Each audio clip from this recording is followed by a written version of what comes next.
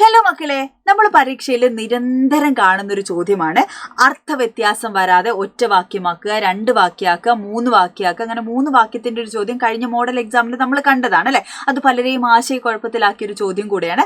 അപ്പൊ ഇന്ന് നമ്മൾ നോക്കുന്നത് ഒറ്റ വാക്യമാക്കുന്ന ചോദ്യത്തെയാണ്. പിറ്റേന്ന് കാലത്ത് തിരുപ്പതി തമ്പുരാന്റെ വിഗ്രഹത്തെ പൂജിച്ച് വെങ്കിടേശൻ പത്രസ്വാമിയുടെ വസതിയിൽ ചെന്നു. സ്വാമി മുകളിലാണെന്ന് ഭൃത്യൻ ബാൽദുരൈ സ്വാമി പറഞ്ഞു. അപ്പൊ ഇതിനെന്ത് ചെയ്യണം?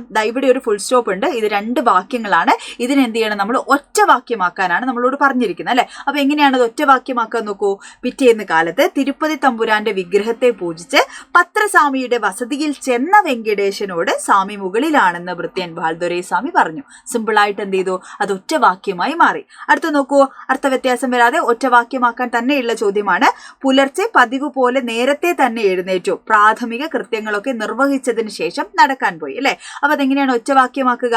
പുലർച്ചെ പതിവ് പോലെ നേരത്തെ തന്നെ എഴുന്നേറ്റു എന്ന് പറയുമ്പോഴാണ് എന്ത് ചെയ്യുന്നത്? ഒരു പൂർണ്ണവാക്യമാകുന്നത്.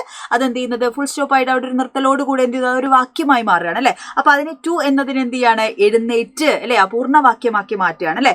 എന്നിട്ട് എന്ത് ചെയ്യുന്നു? പ്രാഥമിക കൃത്യങ്ങളൊക്കെ നിർവഹിച്ചതിന് ശേഷം എന്ത് ചെയ്യുന്നു?